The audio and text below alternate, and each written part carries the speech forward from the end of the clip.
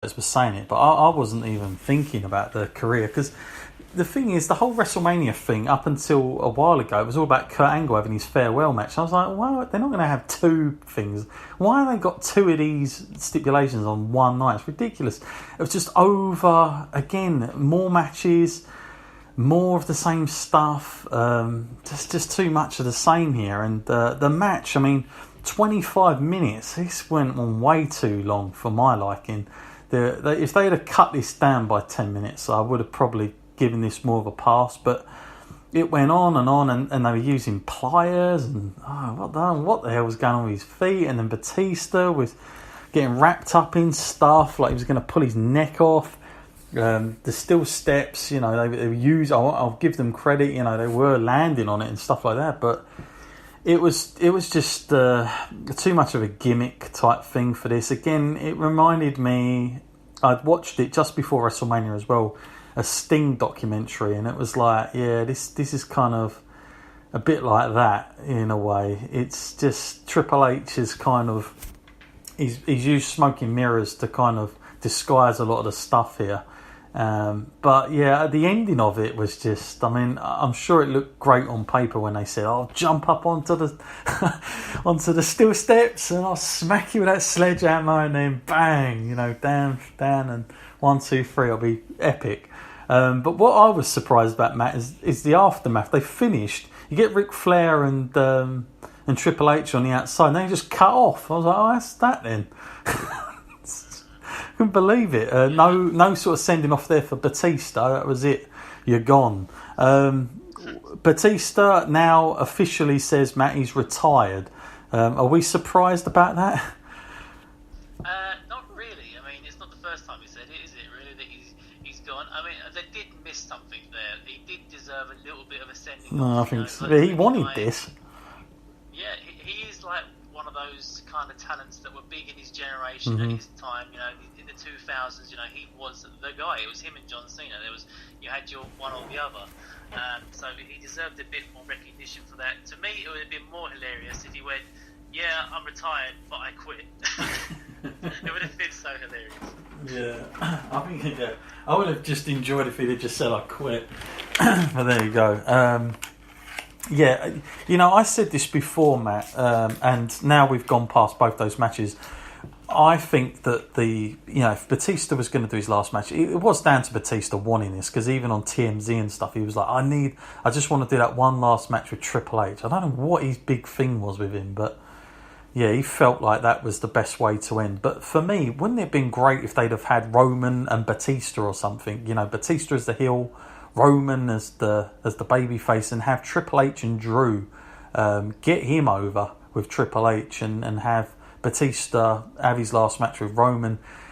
If they'd have done it that way around, I'm sure we would have been talking about WrestleMania a lot differently as far as top matches. But I do feel like they, instead of doing that, they just had their own little thing going on here. And really and truly, Triple H, he doesn't need this, and neither does Dave Batista. So it's kind of like pointless. And yet we have guys like Drew McIntyre and Roman that down the line WWE might really need, but have kind of wasted that opportunity now. So just my thoughts on that anyway. But summing up the match on stars, I'll give it a 3.5. It wasn't a 4, but it was a 3.5 on effort. I don't think this was Batista's greatest retirement idea. I think, like I say, even against Roman or Drew, someone a bit younger would have been more my taste. But what about you, Matt? For me, Street Fight again.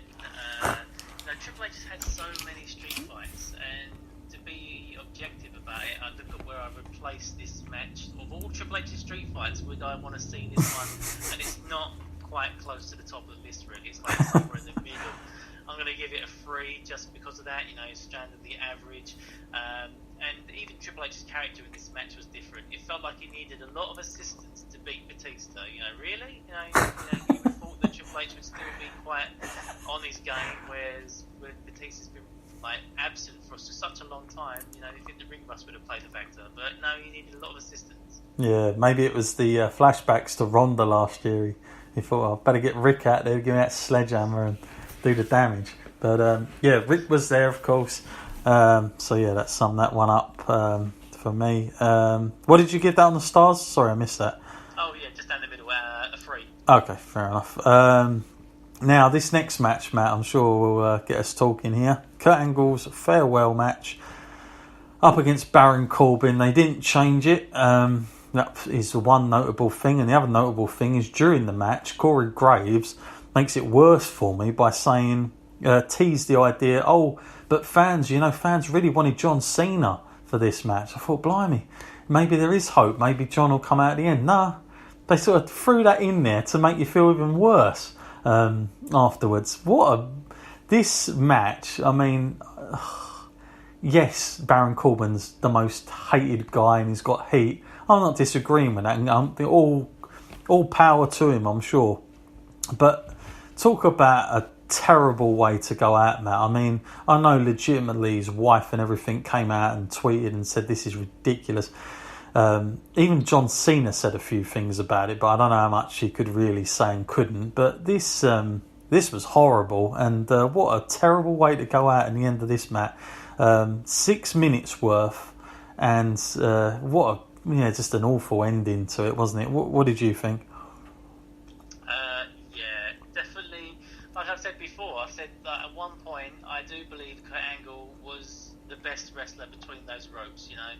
Like, be it for whatever time frame people want to call it, 1 year, 2 year, 3 years, 4 years, whatever time frame you believe it was, between those ropes, definitely the best in that ring. Mm-hmm. And for him to be given a send-off like this from WWE, it's really disrespectful, and it sounds like I'm bad-mouthing Corbin. No, I'm not. He made the most of his opportunity. If you're given this opportunity, you know what it means. Of course, deep down, Baron Corbin has a lot of respect for that angle, and he's probably honoured to actually have this match with him.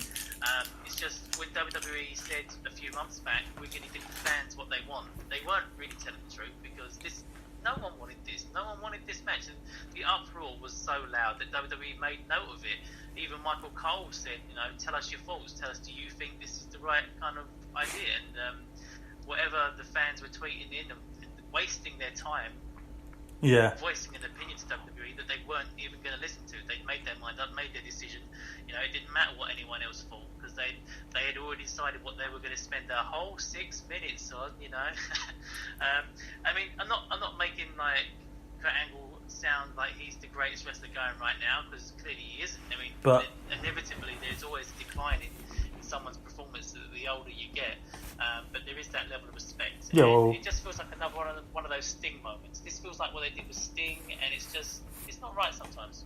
Yeah, no, I totally agree. And look, Kurt Angle, like, he is a WWE guy. I don't care what anyone says. He had a great run in WWE. He is a WWE legend and a Hall of Famer now, of course.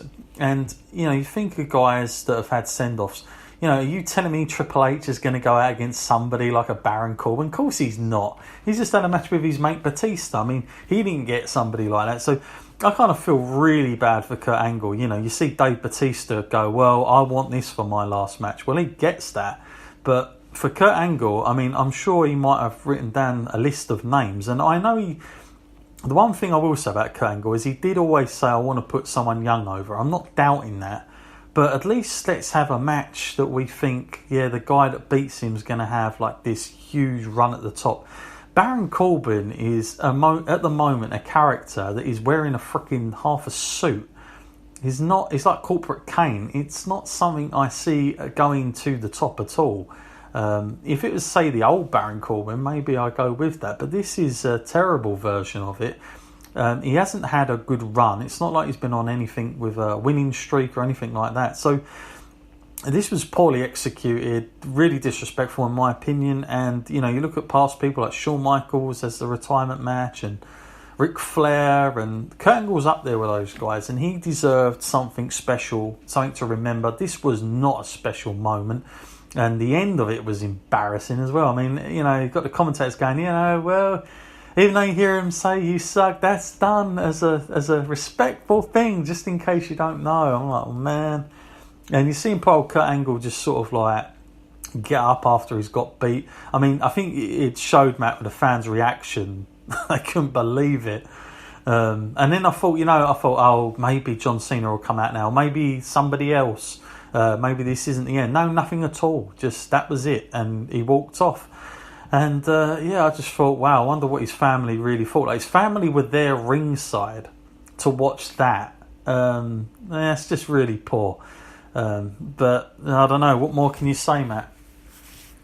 Well, at the end of the match, it's not word for word, but he said, no, just play my music and give me those 2 words that epitomised my career. I felt really bad for him. I felt like he might be depressed or something once he said that. Like, tell me I suck. Yeah. Yeah, it was just awful. It was a terrible way. I don't know if they're going to do anything more, but it was not great. It was not a good ending for me at all, and just really poorly used, in my opinion. I give this half a star. I didn't like it at all. It's terrible to say for Kurt Angle's last match, but I will not remember this match for Kurt Angle's farewell. This will not be his what he's remembered for in my books anyway. What are you going to score this one, Matt? If I had to, then half a star. But, yeah. For me, this is worse. This may well top the Rey Mysterio match, but worst match of the night, because wow, this shouldn't have been. There was other options. There's really no excuse for it. I mean, John Cena was there that night. They just chose not to do that. Yeah, and I don't know if you watched that interview I sent you there, Matt, but John Cena, in it, he was being pretty vocal that, no, with WWE, they don't want to do it. I've told them my opinion, but they don't want to do it. And I'm like, man, he's telling... Like, this guy who was interviewing him had nothing to do with WWE. And I was like... So he's basically saying he wanted it, but WWE didn't. And I just... shock him, really. My opinion, but there you go. So yeah, I've got in my notes that match just left a sour taste in my mouth, and I'm sure it did many others. And by the time this next match come on, Matt, I mean, it was really going to doom and gloom. Intercontinental Championship match, Matt. The Bobby Lashley up against the Demon Finn Balor. Got in my notes here, Bobby Lashley must have probably gone to Ember Moon and borrowed her eye contacts. That's what it looked like. That he was wearing. Don't know where he was going with them, but he looked the part. And then somebody I thought didn't look quite the part, and I don't know what is going on with this at the minute, Matt, but ever since I saw it come back from Raw last week, with that tongue business and just pausing and holding that moment, I was like, my God. Now it looks like somebody, whoever that genius was to say that, has told him to do it all the more. Probably the same bloke that tells him to put his collar up all the time on his jacket and smile. He's now doing the tongue stuff all the time. And this character, this demon thing, Matt, I'm starting to get a bit worried now. There is something terribly missing here. Is he overdoing this a bit now, Matt? And what is going on with Finn Balor? I don't know. It's like, it's not what it was on NXT, that's for sure. I mean, there was this thing where he said recently, didn't he, that it's been so long now since he's performed the demon consistently that he sometimes forgets what to do. So perhaps that's part of it. Perhaps it's like going in front of people and then they're egging him on to do things more exaggerated than he would normally do. It doesn't really feel right. It feels more cartoonish now than it ever did. And almost to the point where people are kind of seeing through it now, and you almost side with Bobby Lashley. When Bobby Lashley was on Raw and he said, no, Finn Balor is the demon, I've beaten Finn Balor, I can handle Finn Balor. So it almost makes you side that way. But like you said, with those contact lenses, what the heck was that? It feels like Bobby Lashley went up to someone backstage and went, oh, everyone's had such great entrances tonight, what you've got planned for me? We spent all the budget on contact lenses. Yeah, it was almost like he should have gone back and got a party glasses or something with a moustache, but instead he went for them. It was really, really terrible. But yeah, this Finn Balor thing, it kind of reminded me, like, oh my God, is he going down? It's becoming like he's going to become the boogeyman or something now. The way it seems like he's overdoing it a bit. when he was coming out, I was just like, this is getting a bit cringy now. I'm not really enjoying this character as much. Now, I mean, I remember seeing this for the first time in person